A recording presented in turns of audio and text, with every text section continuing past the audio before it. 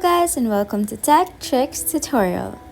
In today's video, I will show you how to fix the weird looking Duolingo app icon. So, if your icon looks like this, then keep on watching. This unusual icon appears when you don't have a streak in Duolingo, and it's part of a theme change. To fix it, first, go to your App Store.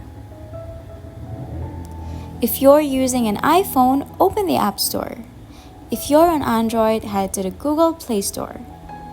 In the App Store, search for Duolingo. You may see an option to update the app. Tap on Update if available. If the app is already up to date, simply open it. Unfortunately, there's no direct way to change the icon back unless you have a streak. So for now, enjoy this theme while you work on building your stream back up. And that's it. If you found this video helpful, please give it a thumbs up and subscribe for more tech tips and tricks. Thanks for watching, and I'll see you in the next video. Bye!